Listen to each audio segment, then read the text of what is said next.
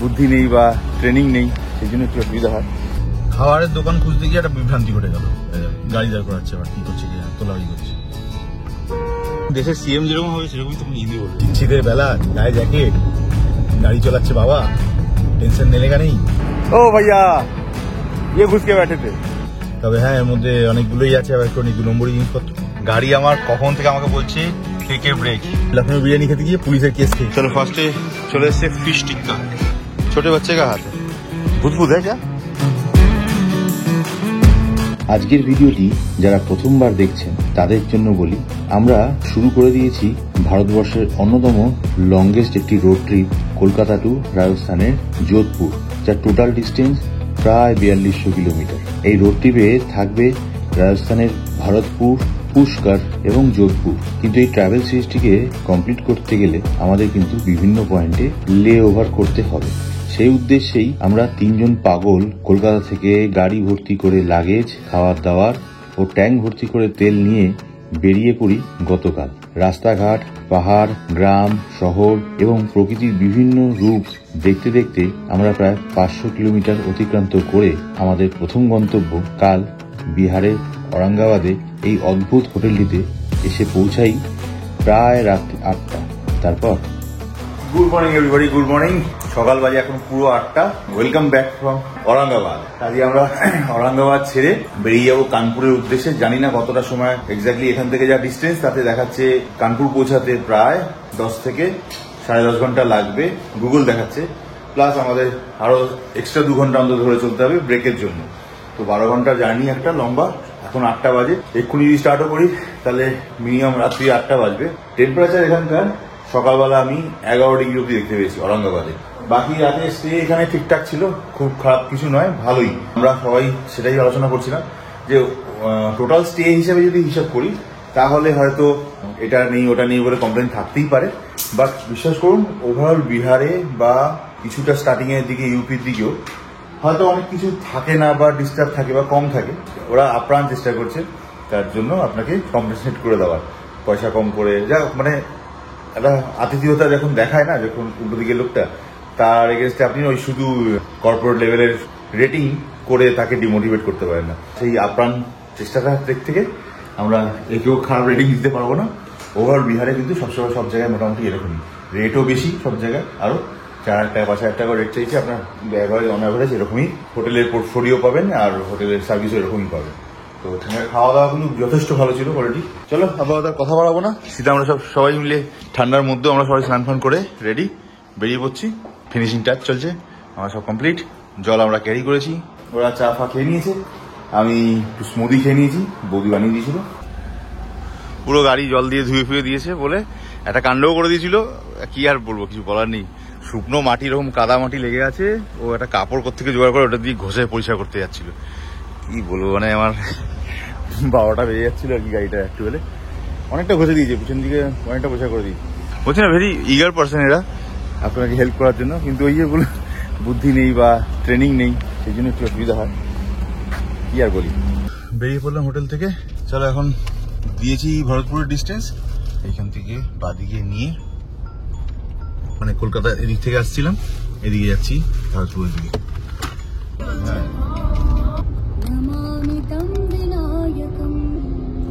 সামনে বারাণসী আর ডান দিকে পাটনা।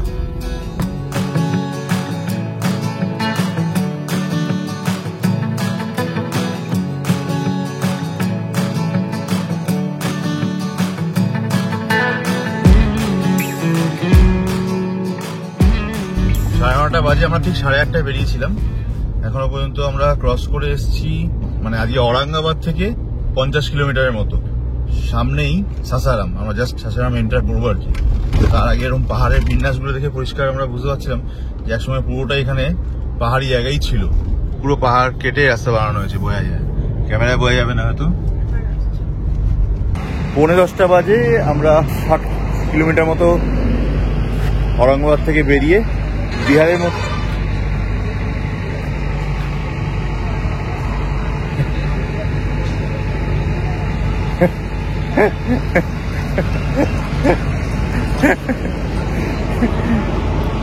ऊपर लिखा हुआ है ना, इसीलिए नीचे लिखा हो तो ठीक रहता। ओ जी, ओ भैया, ये घुस के बैठे थे लेडीज में। লেডিস বাথরুমে জেন্টস ঢুকে বসে আছে। যাই হোক, বায়োবেকে নেমেছি রোহতাসে, বিহারেরই একটা জায়গা। তো এখনো পর্যন্ত এখানকার টেম্পারেচার দেখাচ্ছে 20 ডিগ্রি, একটু আগেও 17-18 দেখাচ্ছিল। তবে গাড়িতে এখনো পর্যন্ত স্টিল নাও তেল ভরিনি। 550 কিলোমিটার উপরে গাড়ি চলে গেছে। এখনো যা তেল আছে তাতে আরো 100 কিলোমিটার প্লাস চলবে গাড়ি। এখানে বড় সমস্যা যেটা হয়ে গেল, গাড়ির টায়ারে হাওয়া ভরাটা একটা বড় সমস্যা হয়ে গেল। মানে নাইট্রোজেন ভরে যে কি জ্বালায় পড়েছি, এটাই যে কারণে নাইট্রোজেন ভরতে চাই না বাইরে গেলে। নাইট্রোজেন তো ছেড়ে দাও, বিহারে হাওয়া কোথাও পাওয়া যায় না, কোথাও হাওয়া পাওয়া যাচ্ছে না, কোথাও না। 10-15টা পেট্রোল পাম্পে কোথাও হাওয়া নেই, সব মেশিন খারাপ, নাহলে লোক নেই। আর নাইট্রোজেন তো নামই শুনি, নাইট্রোজেন শুনে বলছি ক্যা জি। 9:54 বাজে, আজকের ফার্স্ট টোল।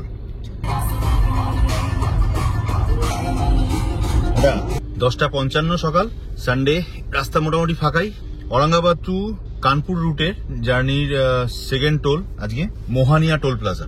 গাড়ি এখনো পর্যন্ত চলেছে 107 কিলোমিটার, 107। চলো, 628 কিলোমিটার বাড়ি থেকে বেরিয়ে এসেছি টোটাল।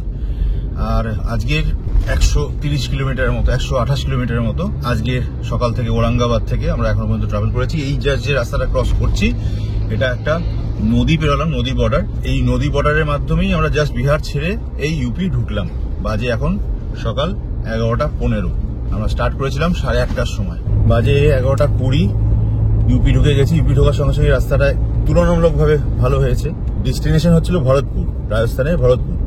তো ভরতপুর যাওয়ার জন্য এই ইউপিতে ঢুকে দুটো রাস্তা ছিল, একটা হচ্ছে প্রয়াগরাজ আর বারাণসী হয়ে বেরিয়ে যাওয়ার কথা, যেটা কানপুর হয়ে যায়। আরেকটা রাস্তা হয় যেটা মোহানিয়ার পর থেকে একটু এগিয়ে গিয়ে দুর্গন্তী বলে একটি জায়গা, সেখান থেকে ডান দিকে নিয়ে গাজীপুর হয়ে পূর্বাঞ্চল এক্সপ্রেস কানেক্ট করে আজমগড় হয়ে সোজা লখনৌ পৌঁছানো। তো এখনো পর্যন্ত দোনোমনায় ছিলাম, দুটো রাস্তায় মানে অল্টারনেটিভ দেখাচ্ছে। আর দুটো রাস্তার মধ্যে টোলের ডিফারেন্স দেখাচ্ছে 15 কি 25 টাকার মতো, কিন্তু টাইমিং এর ডিফারেন্স দেখাচ্ছে 25 মিনিটের ফাস্টার রুট লখনৌওয়ালা যে, হ্যাঁ লখনৌওয়ালা যে রাস্তাটা, যেটা পূর্বাঞ্চল এক্সপ্রেস ধরে যাবে আর কি। পূর্বাঞ্চল এক্সপ্রেসটা আমরা এর আগের বার এসেছিলাম 2021 সালে নৈনিতাল, তখন ছোট গাড়িটা নিয়ে এসেছিলাম। তো সেবারও আমাদের ওই রুটটা পড়েনি। এবার ভাবছি পূর্বাঞ্চল এক্সপ্রেসের প্রচুর নাম শুনেছি, চাক্ষুষ এক্সপিরিয়েন্স করা হয়নি অ্যাকচুয়ালি কেন অত ভালো নাম করে পূর্বাঞ্চল এক্সপ্রেস, ওইরকম হাই স্পিডে রাখার কথা বলে। তো আজকে সেটা এক্সপ্লোর করার চেষ্টা করবো। তো ওই জন্য আমরা পূর্বাঞ্চল এক্সপ্রেসের রাস্তাটা 98 কিলোমিটারের রেঞ্জ এখনো গাড়িতে তেলের দেখাচ্ছে আমার। এখনো পর্যন্ত স্টিল নাও কলকাতা থেকে তেল ভরে এসেছি, ফুল ট্যাঙ্ক তেল ভরে। তাতে এখনো পর্যন্ত আমার তেল লাগেনি, তবে রিসেন্টলি লাগবে। এটা এখন যেহেতু ইউপিতে ঢুকে গেছে আমার চিন্তা নেই। এখনো পর্যন্ত কভার 635 কিলোমিটার টোটাল, এখনো 98 কিলোমিটার রেঞ্জ দেখাচ্ছে, মানে অন্তত 50 কিলোমিটার তো যেতেই পারবো। আমি তার মধ্যে থেকেই তেল ঘোরা শুরু করে দেব। গুগল মাতার অনুপ্রেরণায় এবং আমাদের একটু ভুল বোঝাবুঝিতে আমরা এই দুর্গন্তীর রাস্তাতে ভুল করে ছাড়িয়ে ফেলি, যার ফলে আমাদের সেকেন্ড একটি অল্টারনেট রুট দেখায়, যেটি বারাণসী হয়ে জৌনপুরের পাশ থেকে বেরিয়ে সোজা সুলতানপুর হয়ে সেই পূর্বাঞ্চল এক্সপ্রেস ওয়েতেই কানেক্ট হতে হয়। 12:10 नामते हलो। ये कौन सा जगह है? वाराणसी। ডিজেল এখানে 87 না প্রাইস, আমাদের থেকে ওটা 3 টাকার মতো কম আছে। কতটা তেল ঢোকে দেখি। ট্যাঙ্ক প্রায় খালি, রেঞ্জ এখনো প্রায় দেখাচ্ছিল 50-60 কিলোমিটার মতো যাবে, বাট ঠিকঠাক পরে পেট্রোল পাম্প পাবো কি পাবো না দেখিনি। আর ইঞ্জিন অয়েল ছাড়া সেট করে ভরি না। আর যা নোংরা দেখছো, পুরো মেজরিটি নোংরাটা আমাদের কলকাতা থেকেই হয়েছে। বৃষ্টির সময় বেরিয়ে পুরো 50 লিটার তেল ঢুকলো। বিল অ্যামাউন্ট হলো 4,392 টাকা। এখানে ডেন্সিটি 81। ওই পেট্রোল পাম্পেই দাঁড়িয়ে হাওয়া দেওয়ার একমাত্র জায়গা পেলাম। এর আগে অত খুঁজেছি, একটা জায়গা পাইনি, বাধ্য এখানে পেয়েছি, কিন্তু লোক নেই, আমাকে দিয়ে নিতে হবে। 33 করেই ভরে নিচ্ছি। আমার এখানে নাইট্রোজেন পাওয়া যাচ্ছে না, বাট নাইট্রোজেনের সঙ্গে এয়ার কিন্তু মিক্স করা যায়, বাট এয়ার থাকলে নাইট্রোজেন দেওয়া যায় না, কোনো মানে নেই। তাই নিজেই আপাতত এটা ভরে নিই। প্রেশার বেশি হয়ে গেছিল। পাক্কা 12:10 আমরা ফুল ট্যাঙ্ক তেল ভরে নিয়েছি 50 লিটার। রেঞ্জ বেড়ে চলে এসছে 756 কিলোমিটারে। ভরতপুরে আশা করি ঢুকে যাব। এটা একটা বড় টেনশন ফ্রি হলাম, মানে গাড়ির কাজ শেষ। এবার আমাদের ব্রেকফাস্ট বা লাঞ্চ একসঙ্গে ব্রাঞ্চ হবে নাকি, টুকিটাকি কেক, ফ্রুটস সব চলছিল। মানে বেনারস ঢুকে গেছি মানে বা ইউপি ঢুকে গেছি মানে খাওয়া দাওয়া নিয়ে এখন টেনশন নেই। আশেপাশে প্রচুর ধাবা দেখতে পাচ্ছি, তবে হ্যাঁ এর মধ্যে অনেকগুলোই আছে আবার একটু 2 নম্বরই জিনিসপত্র। প্রচুর মুসলিম ধাবা আছে যারা হিন্দু নাম দিয়ে এই নিয়ে অনেক চর্চা তো নিশ্চয়ই হয়েছে, জানেন আপনারা হয়তো, বাট ওগুলো একটু বুঝে শুনে দেখতে হবে আর কি। সামনে মা গঙ্গা রয়েছে, তাহলে মা গঙ্গাকে প্রণাম করে পার করে টুয়ার্ডস লখনৌ যাই। তো বলে সিয়াवर रामचंद्र की पार्वती महादेव की जय, पार्वती पति की जय, महादेव की जय, गंगा माई की जय और श्री रामचंद्र की जय, जय श्री हनुमान की जय, जय श्री राम। মা গঙ্গার ব্রিজের উপর দিয়ে পার হচ্ছে আর কি। 677 কিলোমিটার আপাতত কভার করে এসেছি টোটাল। ইউপি পুলিশের গাড়ি স্পিড চেক করার জন্য। বাইরে আমরা একটুখানি মেন রোড ছেড়ে একটু বাদিকে নিচে নেমেছি। একটা রেস্টুরেন্টের সন্ধান গুগলে দেখা গেছে, তো খাবারের দোকান খুঁজতে গিয়ে একটা বিভ্রান্তি ঘটে গেল। বাজে এখন 12টা 48। আমরা মেন রোড থেকে যে নিচে নেমে পড়েছিলাম, নেমে এবার খাওয়া দাওয়ার দোকান ঠিকঠাক কিছু খুঁজেও পাইনি, আর চরম ভিড় রাস্তাটায়, প্রচন্ড জ্যাম। ঘুরিয়ে দেখছি হাই রোডে কানেক্ট হওয়ার আর কোনো রাস্তা নেই। অনেকটা আসার পর বাদিকে ফের উল্টো দিকে আসছি, অ্যাকচুয়ালি উল্টো দিকে এসে বাদিকে এই যে রাস্তাটা যাচ্ছি এটাকে বলছে বারাণসী রিং রোড। এটা ধরে নাকি 4 কিলোমিটার 5 কিলোমিটার যাওয়ার পরে গাড়ি দাঁড় করাচ্ছে। আবার কি করছে কি তোলাবাজি করছে।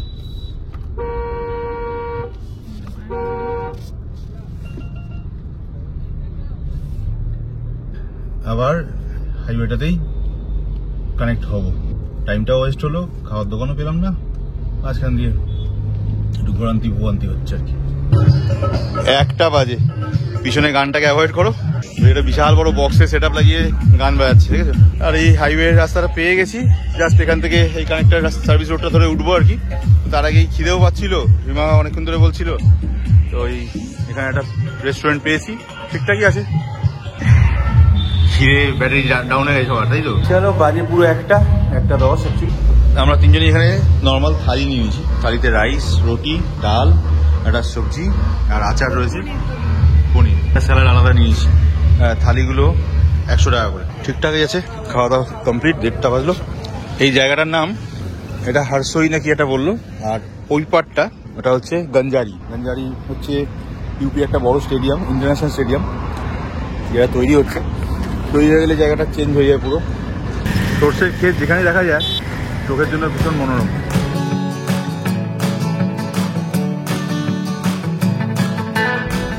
হাইওয়ে ছেড়ে জাস্ট বাদিকে টার্ন নিয়ে নিয়েছি। আমরা ধরবো পূর্বাঞ্চল এক্সপ্রেস নামে। চলো এই আবার হাইওয়েতে জয়েন করে গেলাম। কি লেখা? কি শ্রী ভারত কি হিন্দি না পড়ো শিখে করতে পারি। দেশের সিএম যেরকম হবে সেরকমই তুমি হিন্দি বলবে। দেশে হ্যাঁ, আমাদের দেশে, বাংলাদেশে। ফাইনালি অনেকগুলো দোনামোনা ছিল, বারবার লখনৌ কানপুর এই দুটোর মধ্যে কনফিউশন ছিল কোন রুট ধরে যাবো। আলটিমেটলি আমরা যে রুটটা ধরে নিয়েছি সেটা হচ্ছে লখনৌ দিয়ে যাওয়ারই প্ল্যান, ফুল অ্যান্ড ফাইনাল, এবং ওই রাস্তাতেই বেরিয়ে পড়েছি। দুপুর ঠিক 2টো। আমরা 720 কিলোমিটার এখনো পর্যন্ত কভার করেছি, মানে দ্যাট ইজ ঔরঙ্গাবাদ থেকে এখনো পর্যন্ত আমরা এসেছি 220 কিলোমিটারের মতো। আরো 264-60 কিলোমিটারের মতো আমাদের লখনৌ দেখাচ্ছে। তো আজকে স্টে অ্যাটলিস্ট লখনৌতেই হবে, তাই কি দেখা যাক। বাকি এখন তো রোড কন্ডিশন মোটামুটি ঠিকঠাক আছে, 70% ঠিক। যাই হোক, গাড়ি কিন্তু রাস্তায় অনেকগুলোই, মানে স্করপিয়ন অনেকগুলোই দেখতে পাচ্ছি। তো মেয়ে বলছে যে হতে পারে, বাট 4x4 নয়। এখন উনি যোগমুদ্রায় আছেন, যোগমুদ্রায় লিন, কেন খাওয়াটা হয়ে গেছে তো। ভাত, রুটি, ডাল, সবজি, বাহ আর কি চাই। দুপুরবেলা হালকা রোদ আসছে জানলার সাইড দিয়ে, শীতের বেলা, গায়ে জ্যাকেট, গাড়ি চালাচ্ছে বাবা, টেনশন নেলেগা নেই। অবশ্য কোনো কারোরই টেনশন নেয় না, ঘোড়া যে চালায় তাতেও ঘুমায়, তো গাড়ি ঠিক আছে। ঝিমোচ্ছিল।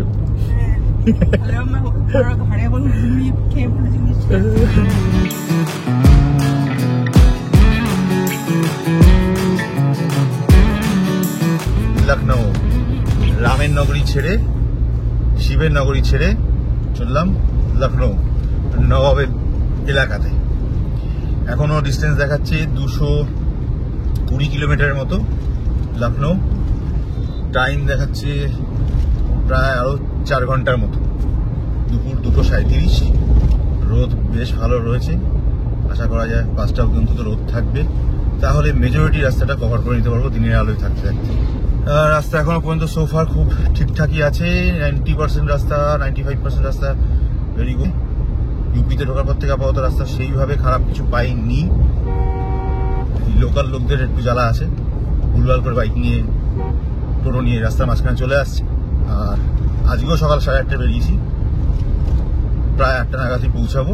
85-এ আমি ক্রুজ করছি। 3:15 আরেকটা টোল পার করলাম। এতগুলো টোল মনে থাকছে না। আর সকাল থেকে এসছি 312 কিলোমিটার। লখনৌ এখনো স্টিল নাও 160-65 কিলোমিটারের মতো ডিস্টেন্স বাকি। যদি এই রাস্তাতে এভাবেই চলে তো মোটামুটি ঘন্টা 3-এর মধ্যে লখনৌ পৌঁছে যাওয়া উচিত। 6টা 6:30টার মধ্যে, 7টার মধ্যে ম্যাক্সিমাম নেমে যাওয়া উচিত, মানে পৌঁছে যাওয়া উচিত। আমরা এখন ঠিক করছি যে লখনৌতেই দাঁড়াবো নাকি লখনৌ থেকে একটু এগোবো, পুরোটাই ডিপেন্ড করবে। আমরা কোথায় লাগাবো? এসব রাস্তায় সব সেলসম্যানরা ধরছে। নাকি লরি নেই লাগাবো? লাগা লিজিয়ে, আচ্ছা লাগেগা। এইখান থেকে ডান দিক ঘুরে যাচ্ছি হাইওয়ে ছেড়ে দিয়ে। বলছে অযোধ্যা এই রাস্তাতেই, বাট আমরা অযোধ্যা হয়তো যেতে পারবো না। লেটস সি, দেখি। সিধা লখনৌ 130 কিলোমিটার, আরো 850 কিলোমিটার টোটাল কভার করেছি। বাজে এখন 4:10। লখনৌ ডান দিকে পড়বে, আগে গিয়ে সোজা গিয়ে অযোধ্যা। এই ডান দিকে টার্ন নিয়ে নিলাম। আর ওই দেখো দূরে বোর্ড দেখা যাচ্ছে, পূর্বাঞ্চল এক্সপ্রেসওয়ে। একটু এগিয়ে টোলে চলে এসছি একটা। এখান থেকে পূর্বাঞ্চল এক্সপ্রেসওয়ে আর 1 কিলোমিটার মতো দেখাচ্ছে। इस टोल का नाम क्या है? সুলতানপুর কুড়ে বাহার। কুড়ে বাহার কিনে জানি না, নামের যা বাহার বুঝতে পারছি না। এই পূর্বাঞ্চল এক্সপ্রেস কানেক্ট করবো, দেখবো পূর্বাঞ্চল এক্সপ্রেস কেন এত বিখ্যাত নাম, হাই স্পিড হাইওয়ে বলে। আমি চালাচ্ছি 95, আর এই রাস্তা 100-এর রাস্তা, এটা আমি স্টিল 95-এ রেখেছি। গাড়ি আরপিএমও খুব লো আরপিএমে রয়েছে, ক্রুজে চলছে বলে 1500 আরপিএমে গাড়ি চলছে। এর জন্য গাড়ি গরমও হচ্ছে না, 50% গরম আছে, এবং কাল থেকে ওইভাবেই চলছে। রাস্তাটা দেখতে পাচ্ছ তো, অসাধারণ। এখন বুঝলাম কেন লোকে পূর্বাঞ্চল এক্সপ্রেসে এরকম নাম করে। একটা ধুলি কাকড় কিছু নেই, গাড্ডা গুড্ডা কিছু নেই। খালি কিছু অশিক্ষিত লোকজন 60 কিলোমিটার স্পিডেও রাস্তা মিডিলটা দিয়ে চালাচ্ছে, মানে 100 কিলোমিটার ট্র্যাক দিয়ে, যে আমাকে ডান দিক থেকে ওভারটেক করতে হলো। আর এই রাস্তাটাতে ফ্যাবুলাস, বলবার কিছু নেই, অসাধারণ। মাইলেজ দিচ্ছে 14.1, আর তেলের যা রেঞ্জ আছে এখনো 540 কিলোমিটার অব্দি যাবে। দ্যাট মিনস আমার মনে হয় আমরা ভরতপুরও পৌঁছে যেতে পারি। ভরতপুর এক্স্যাক্টলি এখনো পর্যন্ত 529 কিলোমিটার এখনো বাকি। গাড়ি ফুল ক্রুজে চলছে, পা পুরো সরিয়ে বহুক্ষণ ধরে বসে আছি। বিউটিফুল সানসেট হতে চলেছে আস্তে আস্তে করে। বাজে 4:30 প্রায়।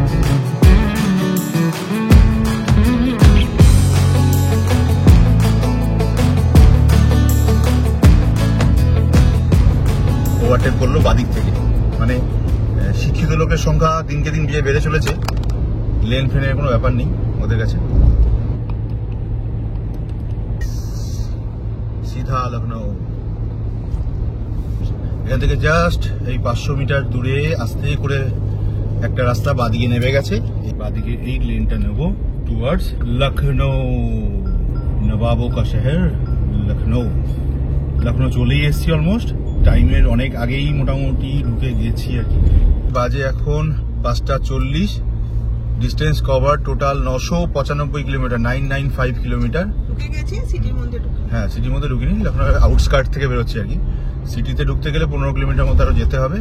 বাট আমরা আমাদের যে রুট ডেস্টিনেশন ভরতপুর, সেটা এখান থেকে দিয়ে দেখবো যদি, কারণ এখন সবে 6:45 বাজে, আমরা আরেকটু এগিয়ে থাকতে চাইছি, বাট জোর করে নয়।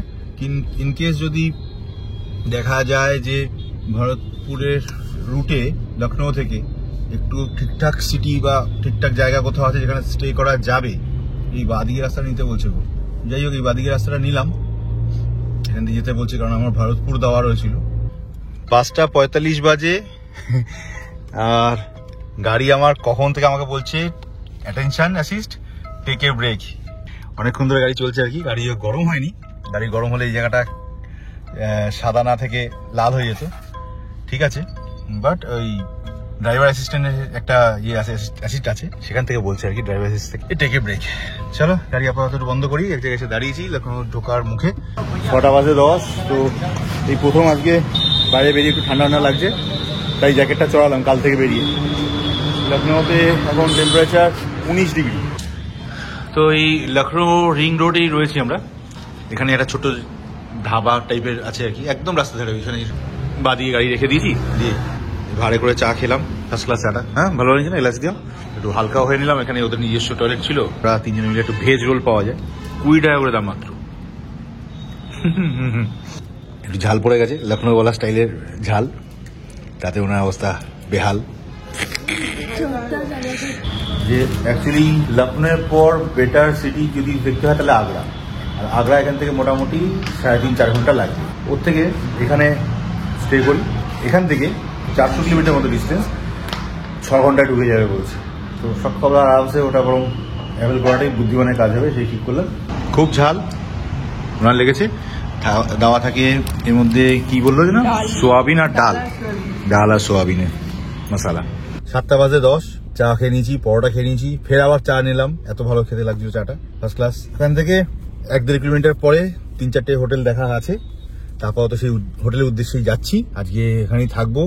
আর একটা গহীন মনের ইচ্ছা আগের বার থেকে আমাদের ছিল, সেবারও ওই খুঁজতে গিয়ে কেস খেয়েছি, সেটা খেতে পারিনি। মানে বিরিয়ানি, লখনৌ বিরিয়ানি নাম করা, ফেমাস শুনেছি। আগের ওই লখনৌ বিরিয়ানি খেতে গিয়ে পুলিশের কেস খেয়েছি ছোট গাড়িটার এগেনস্টে। তো এবার সত্যি সত্যিই লখনৌ বিরিয়ানি খোঁজ মানে নেবই, আজকে খাবোই ঠিক করে গেছি। আজকেই খাবো, কারণ আজ সানডে, আগামীকাল মানডে হয়ে যাবে। যাই লখনৌ বিরিয়ানি খুঁজতে, সরি আগে হোটেল খুঁজি। এই সব গাড়িগুলো দাঁড়িয়ে আছে সব লাইন দিয়ে, এগুলো হচ্ছে আমুল ফ্যাক্টরির গাড়ি। এই আমুলের ফ্যাক্টরি এটা, হ্যাঁ, ইউপিতেও আছে, লখনৌতে।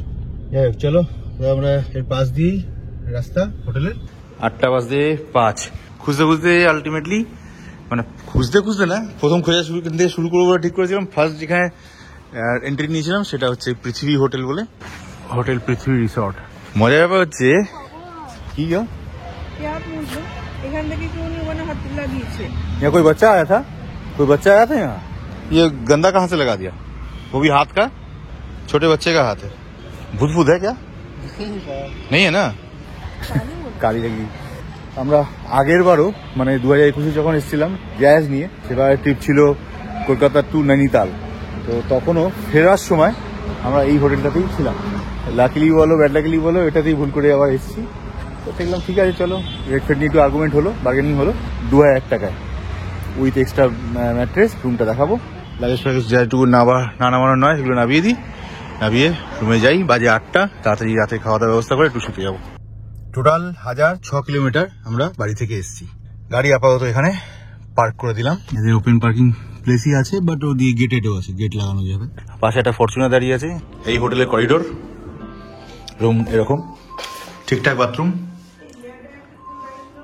শাওয়ার আর আছে ঠিকঠাক। এটা আসলে মনে পড়ে আছে, অসুবিধা নেই। তাও তো স্নান করতে ইচ্ছা করে নাকি। গিজার রয়েছে ইন্টারনাল, অসুবিধা নেই, ঠিকঠাক। আর রুম ছোট্ট, খুব বেশি বড় নয়, ডাবল বেড, 3 জন শোয়া যায়, একটু কষ্ট হতে পারে, বাট ওই জন্য এক্সট্রা ম্যাট্রেস একটা নিয়ে নিয়েছি। ওয়ার্ড্রপ রয়েছে এখানে, এই একটা বড় মিরর ফুল সাইজ, ছোট একটা টেবিল এখানে, এসিও রয়েছে, চলছে। 2500 টাকার মতো চেয়েছিল, প্লাস ম্যাট্রেসের জন্য আলাদা চেয়েছিল। আমরা ওটা দরদাম করে 2000 টাকা উইথ ম্যাট্রেস সেট আপ করে নিয়েছি। শোবো কি শোবো না পরে দেখা যাবে। এখন সব কটা মিলে একটু খেতে বেরোবো, তাই জন্য গাড়ি আবার নিয়ে বেরোচ্ছি। দেখি কোথায় যাওয়া। 10:10 বেজে গেল। আমরা এক জায়গায় ডিরেকশন দিয়েছিলাম বাড়ির পাশে 600 মিটারে, সেখান থেকে না করে ভুল করে গুগল মাতাজি নিয়ে চলে এসছে 6.5 কিলোমিটার দূরে করিমসে। বেশ ভিড়, লোকজন রয়েছে। ওই কি খাবি? বিরিয়ানি? তুমি? চলো দেখো মেনু কার্ড দেখি। আচ্ছা, একটা ইনফরমেশন বলে রাখি, এটা হচ্ছে ইউপিতে আমরা যেখানে রয়েছি লখনৌতে, লখনৌ থেকে 6 কিলোমিটার ডিস্টেন্সে গোমতী নগরের মধ্যে আসে। তো এটাই নাকি অরিজিনাল করিমস। এছাড়া দিল্লি জামা মসজিদের কাছে যে করিমস বলে যেটা আছে, ওটা নাকি অরিজিনাল নয় এবং এটার সঙ্গে কোনো টাচ আপ নেই। বাকি আমরা যেটা হোটেলের সঙ্গে যেটা দেখছিলাম ওটাও নাকি অরিজিনাল নয়। মনে হলো ইনফরমেশনটা বলে দেখা দরকার আপনাদের, তাই জানিয়ে রাখলাম। আপনারা যদি লখনৌ দিকে আসেন এবং বিরিয়ানির জন্য করিম শেখ খোঁজেন তাহলে গোমতী নগরটা অবশ্যই ট্রাই করুন, বাকি ফ্রড কেস হয়ে যাবে। চলো ফার্স্টে চলে এসছে ফিশ টিক্কা।